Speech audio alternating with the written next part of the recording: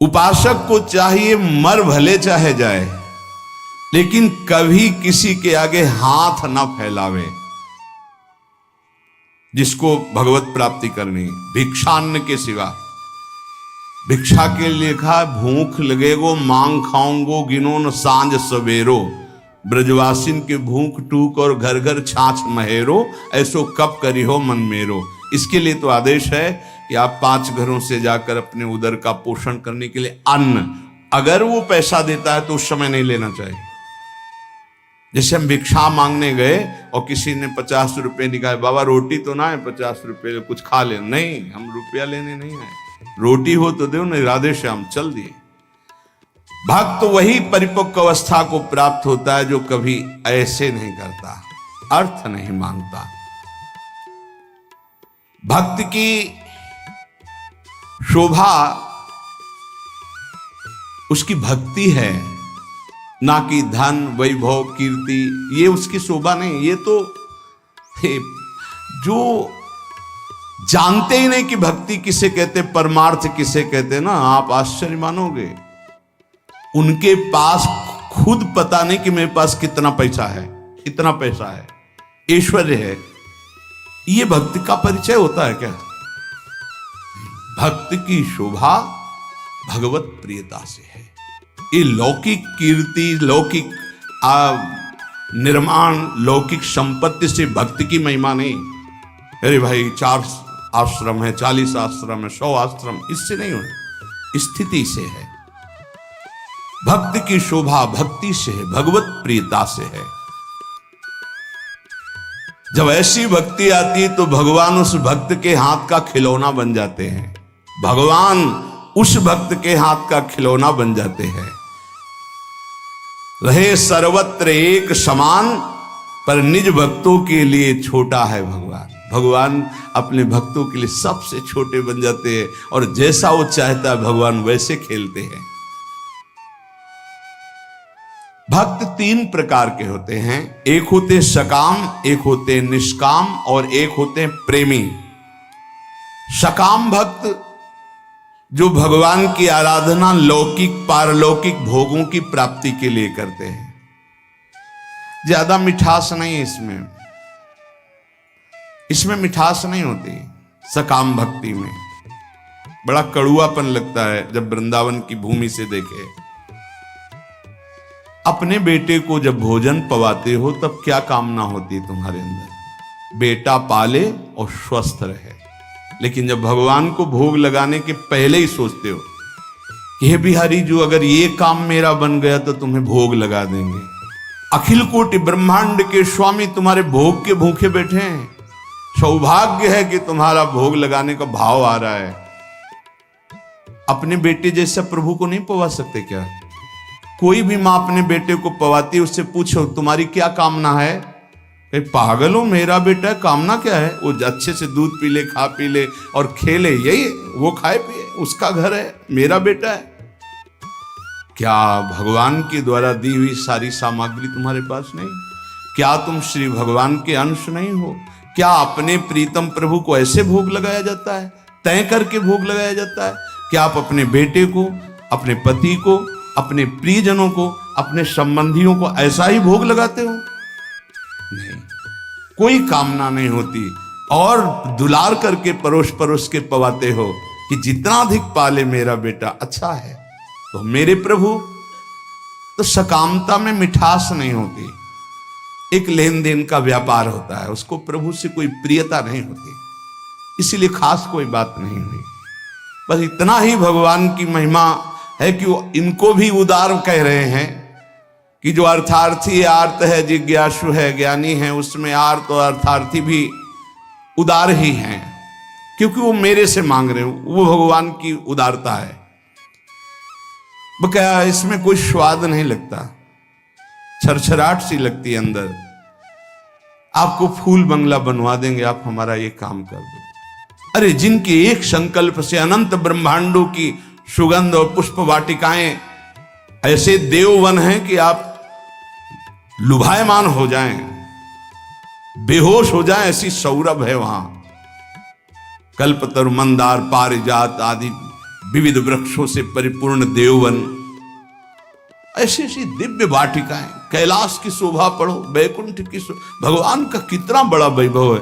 उनको तुम 2-4 लाख के बाहरी फूल मंगा के बिना सुगंध वाले नीले पीले रंग दिखाई देते, सौरभ थोड़ी, भगवान उससे प्रसन्न नहीं होते। सही मानो आज तक जो शास्त्रों में स्वाध्याय हुआ और संतों की कृपा से भगवान सिर्फ अपनेपन से प्रसन्न होते हैं, अपनापन, और वो अपनापन सकामी पुरुष दे नहीं सकते।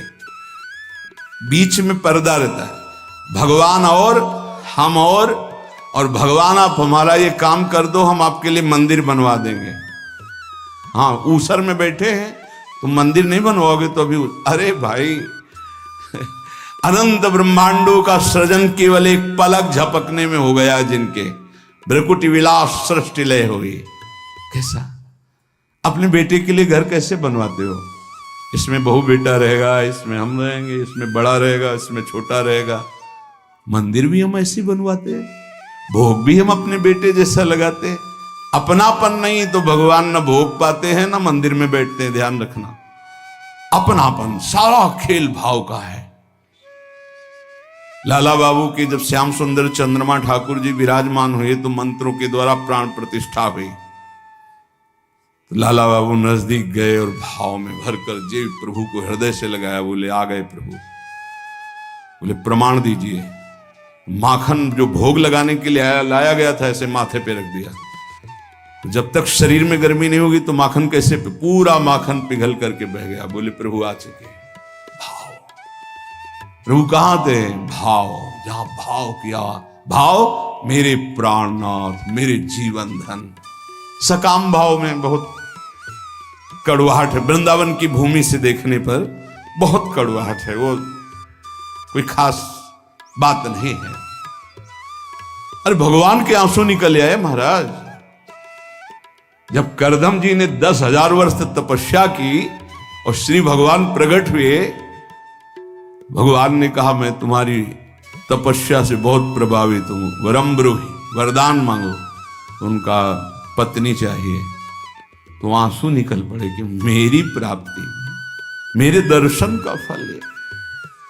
उसी से बिंदु सरोवर बना, भागवत में वर्णन है। तब अपनी तरफ से करुणा वरुणालय प्रभु ने कहा कि मैं तुम्हारा पुत्र होकर आऊंगा।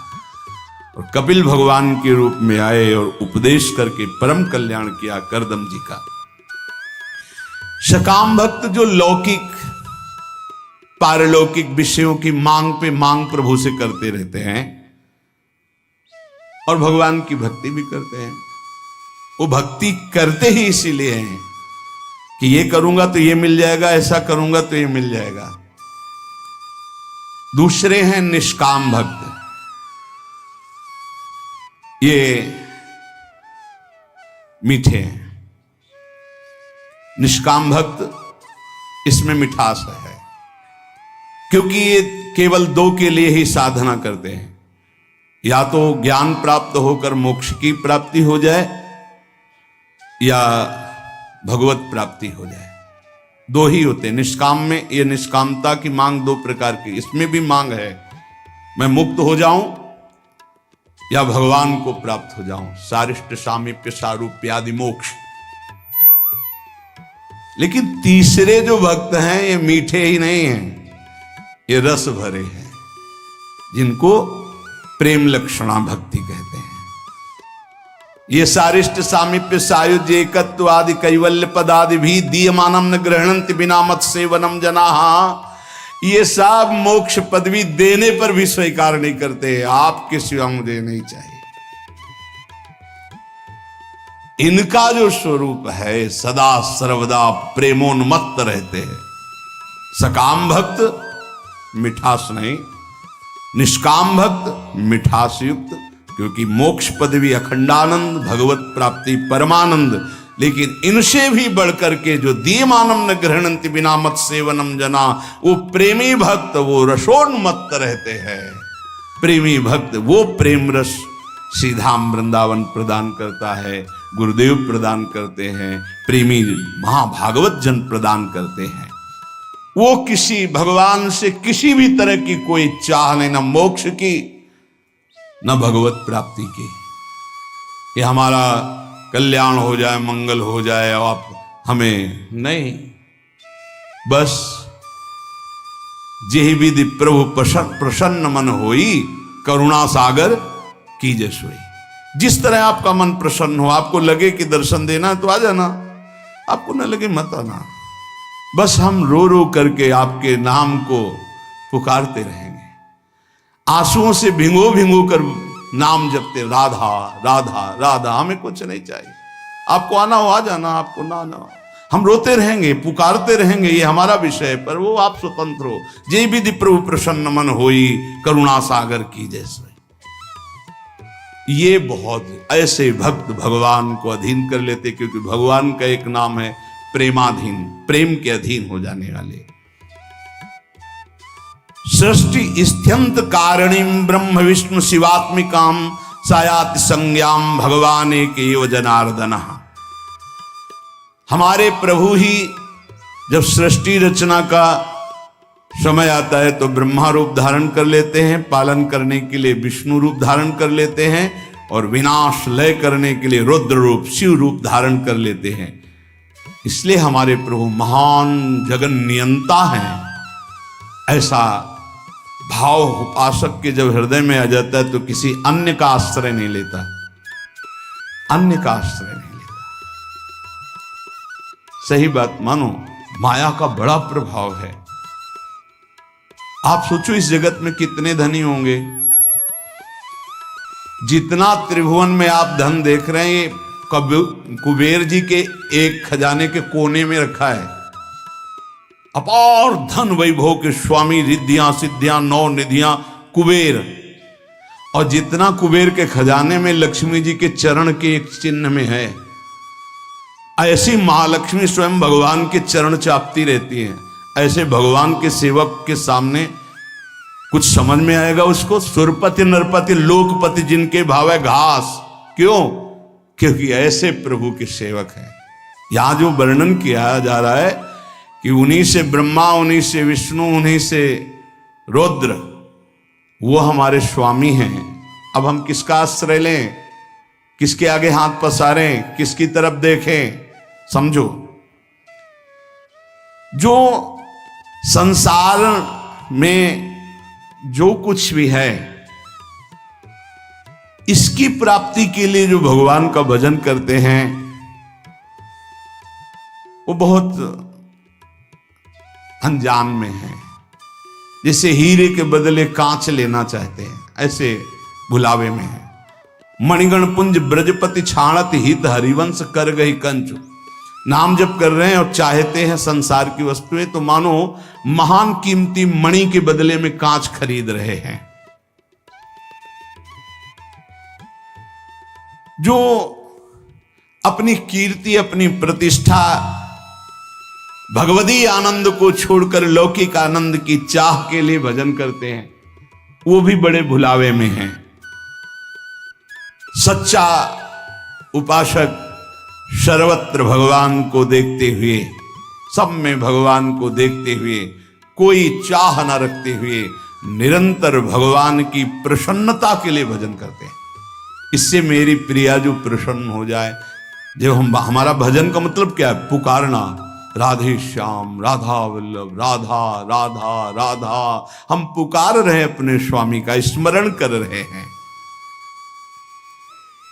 कहीं भी महत्व ना हो जाए, कहीं ना महत्व हो। बहुत विचित्र माया है ये। हम बार बार प्रार्थना कर रहे हैं, इस बात को आप कृपा करके समझने की चेष्टा करें। प्रभु के समान सिर्फ प्रभु हैं, दूसरा कोई नहीं। इतना बात समझो, प्रभु के स्थान पर कोई ना आ जाए। ये बड़ी माया प्रवीण है कि प्रभु के स्थान में कोई वस्तु, व्यक्ति स्थान भेज सकती हो, कोई भी। बस आपकी चतुरता इसी में कि प्रभु के स्थान में केवल प्रभु रहने चाहिए। ये आप देख लीजिए, इसकी पहचान है कि जब वो प्रभु से बढ़कर कोई वस्तु बना के माया भेजेगी तो प्रभु को भूल जाओगे आप। आपकी दृष्टि में जहां प्रभु से बढ़कर हुई, तहां प्रभु को भूल जाओगे। प्रभु को भूल गए तो अभी आपकी भक्ति बहुत ही कमजोर है। अब आप ये देख लीजिए, जब आप टीवी देखते हैं तो आपका निरंतर मंत्र चलता है, जब आप किसी से बात करते हैं तो वृत्ति भगवान में होती ही नहीं, जब आप भोजन करते हैं तब वृत्ति भगवान में होती है, जब आप चल रहे होते हैं तो वृत्ति कहां होती है। ये सब बातें, अगर आप किसी व्यक्ति से बात कर रहे हैं, प्रभु को भूल गए अंदर से, तो व्यक्ति बड़ा हो गया, प्रभु का स्मरण छूट गया, प्रभु छोटे हो गए। आप कोई रुपया पैसा भोग सामग्री कोई दृश्य मनोरंजन, प्रभु का नाम छूट गया, वो ज्यादा हो गया। किस कोटि के भक्त हो, माया के एक प्रापंचिक विषय में इतनी सामर्थ्य आ गई को भगवान को भुलवा दिया, तो तुम्हारी निष्ठा कहां रही, तुम्हारा चिंतन कहां रहा। जरा इस कसौटी पे कसो अपने को, इस कसौटी पे देखो, ये देखी हुई बात यहां की कहते हैं। इस कसौटी पे कस के देखो, टीवी चल रही हो, आप देख रहे हो, आपका बिल्कुल कोई भी दृश्य चित्त अपहरण न करने पावे, हर सेकंड आपका मंत्र चल रहा है विजयी। बाजार में घूम रहे हो, सब कुछ देख रहे हो, लेकिन मंत्राकार वृत्ति विजयी। कोई व्यक्ति सामने है, उससे बात कर रहे हो, लेकिन भाव में एकदम भरे हुए, एकदम भगवान का विस्मरण, एक सेकंड का विजयी। अच्छे अच्छे पदार्थ सामने रखे हैं, खा रहे हो, लेकिन चिंतन प्रभु में विजयी। विषयाम गृहणंत मुंचंतुआ, ए भगवत पार्षद हो, कोई साधारण नहीं हो तुम, भगवत अंश हो, भगवत पार्षद हो, अपने स्वरूप को पहचानो, जागो। ये माया तुम्हें परास्त नहीं कर सकती, तुम स्वयं परास्त होना सीख गए हो, इसलिए परास्त हो रहे हो, तुम्हें कोई परास्त नहीं कर सकता। भगवत शक्ति संपन्न हो, भगवत अंश हो। हमारी बात को समझना, यहां कितना छोटा स्वरूप भगवान का बना लिया गया कि खान पान की थोड़ी सामग्री भगवान को भुलवा सकती है। एक साधारण प्रियता वाला व्यक्ति भगवान को भुलवा सकता है, वो अपना स्थान इतना जोर कर लेगा, प्रभु भूल जाएंगे। कौन, कैसे भक्त हो? अरे जिनके एक इच्छा मात्र से ब्रह्मा विष्णु महेश सृजन पालन संहार करते हैं, वो हमारे प्रभु हैं, स्वामी हैं। उनका विस्मरण हो गया, ऐसी कोई वस्तु आ गई।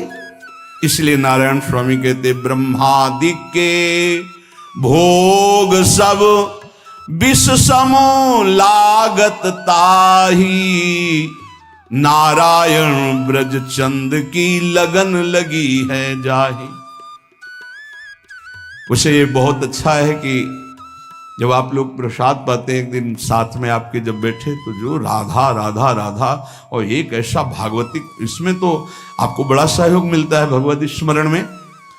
ऐसा ही अंदर से चलना चाहिए। जब आप हर समय अलग हो, मान लो भोजन पाते समय श्रवण इंद्री में तो नाम पड़ रहा है, लेकिन अंदर से भी चलना चाहिए हर समय। ये जीवन का लाभ क्या है? अखंड स्मृति। उसको हानि में क्यों बदल रहे हो? हानि हरिवंश के नाम अंतर पड़े, लाभ हरिवंश उच्चत वाणी। पकड़ो, भक्ति का मतलब क्या है, भगवत मार्ग का मतलब क्या है, परमार्थ का मतलब क्या है? अखंड स्मृति। और इस स्मृति को हर वस्तु व्यक्ति स्थान छीनना चाहता है, चाहे वो राग से चाहे द्वेष से। आप अंदर से देख लो। इसीलिए पूज्य पादुड़िया बाबा जी कहते, पूरा संसार एक तरफ और तुम एक तरफ, तुम्हें युद्ध करना है। किस बात का युद्ध? मारकाट नहीं, तुम्हारी स्मृति का अपहरण कोई ना कर पावे। राधा राधा राधा राधा, तुम्हारी याद जो भगवत याद है, अगर वो भूल रही है, अब घाटा हो गया। कह हनुमंत विपत्ति प्रभु सोई, जब तो सुमिरन भजन हो। ये बात यहां पकड़ा है, यहां देखा है। जहां जहां हमें लगा कि इस चीज से छूट जाएगा, उससे परिपक्व किया है। कोई भी विषय ऐसा नहीं जो हमें भगवान का विस्मरण करा दे। हम हर जगह अपने आप को परिपक्व करना सीखें, अपने को बचाना नहीं, अपने को हटाना नहीं, अपने को उसी में खड़ा करके परिपक्व करना सीखें। बीच बाजार में बैठे समाधिस्थ रहे, तब तो भजन का लाभ समझ में आएगा। बाण बनाने वाले के पास से पूरी सवारी निकल गई, उसको एक शब्द नहीं सुनाई दिया, और तुम मंत्र और भजन में चित्त लगा रहे हो, तुम्हें चार आदमियों की बात सुनाई दे रही।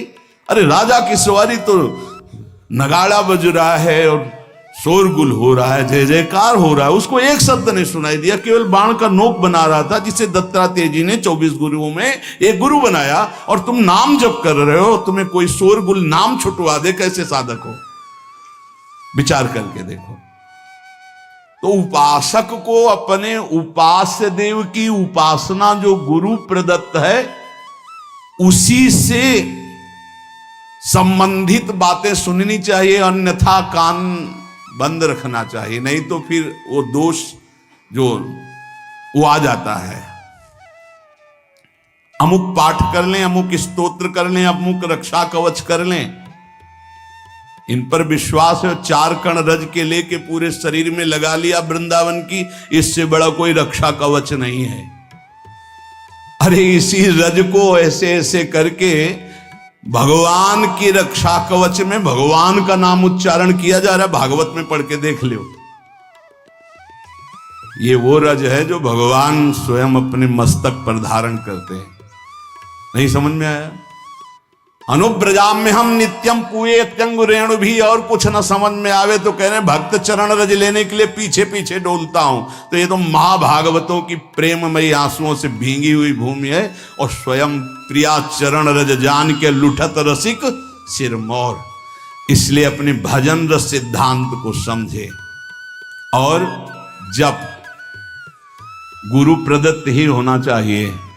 ये महाभागवतों की बात कर रहे हैं, ऐसा नहीं कि कहीं पढ़ लिया आपने कि ये इतने महीने जपने में ये सिद्धि आ जाएगी। भूल मत करना, गुरु प्रदत्त नाम और मंत्र के सिवा कहीं भी हमारी रुचि नहीं रह जानी चाहिए कि थोड़ा 5 माला ये कर लेते हैं कि उससे सपोर्ट हो जाएगा और इससे ये हो जाएगा, और फिर अपना गुरु मंत्र जप लेते हैं। ऐसे आते हैं प्रश्न। वो बाहर के होंगे, अपने रसना कटो जो अन रटो। गुणानुवाद अपने आराध्य देव का, श्रवण फूटो जो अन्न सुनो। ये महाभागवतों की रस की बात है। भक्ति के विघ्न को बर्दाश्त ना करना, ये भक्त का स्वभाव होना चाहिए।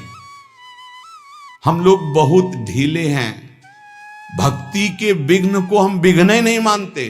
कितनी देर से भजन छूटा है तुम्हारा? कितनी देर से तुम प्रभु से विमुख हो उस वस्तु व्यक्ति स्थान के प्रलोभन में? बड़ा विचित्र है। बहुत सावधान, बहुत सावधान। माया की चकाचौंध भुलवा देती है, हरि को चकाचौंध भुलवा देती है। संसार का आकर्षण इतना बड़ा है, यही तो बड़ा विचित्र। और भूले तो भूले तुम जिन भूलो मालाधारी, स्वामी हरदास जी कहते।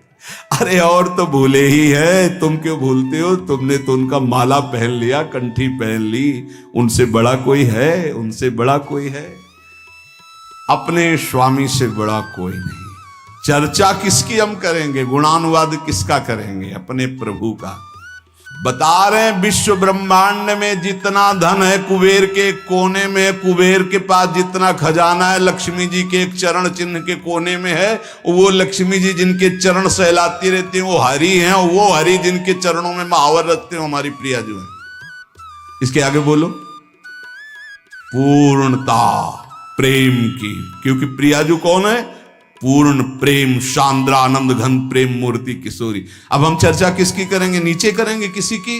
अरे सुरपति नरपति लोकपति जिनके भाव है घास।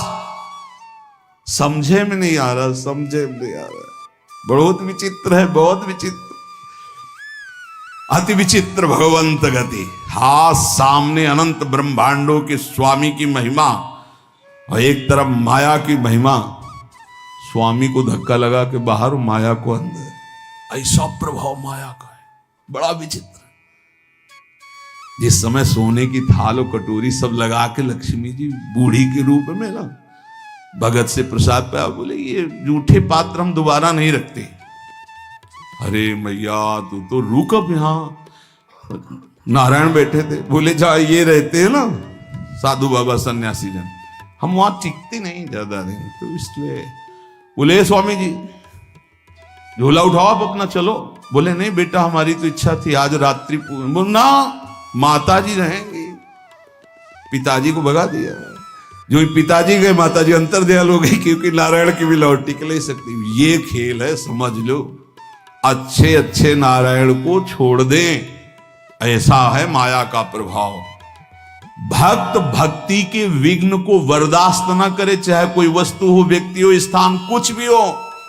जो मेरे प्रभु का विस्मरण करा रहा, बर्दाश्त नहीं होना चाहिए। लेकिन आप खूब बर्दाश्त कर लेते, चैन से बर्दाश्त कर लेते। नहीं, देख लो अपने लोग कितने प्रमादी हैं कि इस बात से हमें दुख नहीं होता। तद स्मरणेन परम व्याकुलते, आराध्य देव का विस्मरण हो रहा है, मुझे चैन है।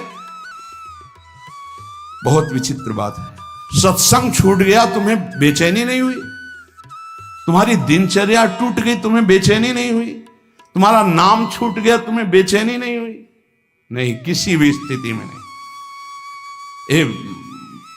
विचार करो, पूज्य राधा बाबा के चरित्र में जरा अंदर गांठों से गठिया बात इतना बढ़ा हुआ था कि बाबा एक कदम नहीं चल सकते थे। और गंगा जी की रेती में सत्संग हो रहा था, तो पूज्य बाबा को कौन सा ज्ञान नहीं, आप हमें बताओ। वो प्रार्थना कर रहे थे जो उनकी सेवा में थे कि मुझे वहां तक पहुंचा दो। बोले अब थक गया हूं, मेरी सामर्थ्य नहीं। बोले पहुंचा दीजिए। बोले चले जाओ ना। बड़ी चूक हो जाती है, जानते हो। जब हम चरित्र पढ़ते हैं महापुरुषों के, तब लगता है वो महापुरुष है। जब सेवा में होते ना पास, तो नहीं लगता। देखो कैसे उत्तर दे रहे हैं बाबा को, या इतना ही प्रिय तो आप चले जाओ, हम तो थक गए हैं। प्रसंग है, पढ़ के देख लेना कि बाबा ने एक बांस उठाया और कहा, क्या तुम जानते हो श्री कृष्ण हमें वहां तक नहीं पहुंचाएंगे? पहुंचाएंगे। और कढ़िलते हुए बांस के सहारे से इतनी दूर तक पहुंचे जहां से सत्संग सुनाई दे रहा। क्या सत्संग में बाबा को जानना है? सर्वज्ञ महापुरुष हैं, पर है कोई सत्संग की महिमा? क्या हमारे अंदर चुभता है कि आज का सत्संग छूट गया? क्या चुभता है आज का वाणी पाठ छूट गया? अरे जिस सभा में हम बैठकर वाणी गायन हो रहा है, उसमें बैठे प्रियाजू का यश हो रहा है, साधु मंडली में बैठे, इससे बड़ा सौभाग्य क्या हम जलते हैं कि आज हमारा इतनी देर से भजन छूट गया? क्या हम कभी रोए कि हमारी सेवा छूट गई? प्राणांतक कष्ट हो तो भी सेवा नहीं छूटनी चाहिए। प्राणांतक कष्ट हो, अगर हम शकिल पाते हैं तो शकिल शकिल करके वो सेवा कर देंगे। हमारे गुरुदेव की, इष्ट देव की सेवा, ये केवल प्रवचन ही नहीं, गुरु प्रताप से कह रहा हूं। भक्त को भक्ति के विघ्नों को बर्दाश्त नहीं करना चाहिए।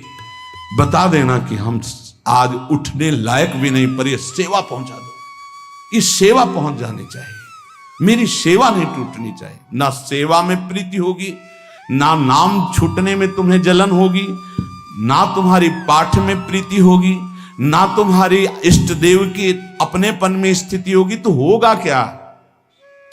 भक्ति के विघ्न को आप क्यों बर्दाश्त कर लेते हैं? ये आप देख लीजिए। हमें लगता है जितना इष्ट और गुरु का दुलार मिलता है तो हम उसको पहचान नहीं पाते। हमें लगता है संसारिक तौर तरीके से लगता है, हमें नहीं लगता कि हम पर अपार कृपा है। पांचवा, भक्ति के फल को गुप्त रखना। ये पांचों आज ये बहुत बड़ी महान बातें हुई। अपने स्वरूप का बोध, अपने इष्ट के स्वरूप का बोध, जो गुरु प्रदत्त साधन उस पर निष्ठा, जप और गुणानुवाद अपने आराध्य देव का ही, भक्ति के विघ्नों को बर्दाश्त न करना, और ये भक्ति के फल को गुप्त रखना। जो हमारे इष्ट और गुरुदेव की कृपा से आध्यात्मिक उन्नति हो रही, उसे कभी ना बोले, ध्यान रखना, नहीं वहीं रुक जाएगी, बंद हो जाएगी। पकड़ो इस बात को, अपनी स्थिति कभी नहीं व्यक्त करनी चाहिए। इसमें पांचवा, भक्ति के फल को गुप्त रखना चाहिए। आपको स्वप्न में अच्छे स्वप्न आ रहे हैं, दिन में कोई अनुभूतियां हो रही, गुरु कृपा प्राप्त हो रही है, आपको प्रियता मिल रही है, भागवतिक आंतरिक उन्नति हो रही, बिल्कुल गुप्त, कुछ नहीं बोलना। बोले नहीं गुरु से तो बोल दे। क्यों? गुरु अल्पज्ञ है क्या? तुम बाजार से लाए हो स्थिति, गुरु ने दी है, उनको बताने की जरूरत क्या है? उनको बताने का मतलब अपने अहम को पुष्ट करना नहीं, फिर स्थिति नहीं रहेगी। ना गुरुदेव से कहनी है ना किसी से। गुरुदेव से क्यों नहीं? उन्होंने ही दिया भाई, उनसे क्या कहना है? उन्हीं की तो प्रदत्त वस्तु है, गुप्त शांत। एक दृष्टि में सब कुछ पता चल जाता है गुरुदेव को कि आप कहाँ हो, आपकी स्थिति क्या है, आपको बताने की जरूरत नहीं। ये पांचवी बात बहुत समझी जाए, अपने भक्ति के फल को कभी प्रकाशित न। अब आपकी कृपा से निरंतर मंत्र चल रहा है, बंद हो जाएगा, कहीं भी बोल दो बंद हो जाएगा, देख लेना। बहुत इससे हमें लगता है आपका अब निरंतर भजन होता है, कहाँ आपकी कृपा से जो कुछ हो जाता है। अब आप देख लो जैसा निरंतर, तो कहाँ देख लो, तो झूठ भी नहीं होगा, क्योंकि कभी तो हम गाढ़ निद्रा में सोते होंगे, तो मुझे तो पता नहीं उस समय चलता है कि नहीं चलता, अब आप जानो। कभी भी अपने भक्ति के आंतरिक वैभव को प्रकाशित ना करें। पहला है अपने स्वरूप का निरंतर चिंतन रखो कि हम प्रियाजू की प्रिय सखी हैं। दूसरा अपने आराध्य देव के स्वरूप का कि महामहिम इन्हीं के सब कुछ अधीन है, हमें किसी और के सपोर्ट की जरूरत नहीं है, और की आराधना की जरूरत नहीं। तीसरा जो गुरु प्रदत्त साधन है उसी में हमारी रुचि होनी चाहिए, उसी नाम में, उसी मंत्र में और उन्हीं के गुणानुवाद में। और चौथा भक्ति के विघ्नों को बिल्कुल बर्दाश्त न करे, जो हमारे प्रभु का विस्मरण करा दे उससे बचने की कोशिश करे। पांचवा भक्ति के फल को गुप्त रखे, भक्ति के अनुभव को गुप्त रखे। शेष चर्चा आगे। श्री राधा वल्लभ लाल की।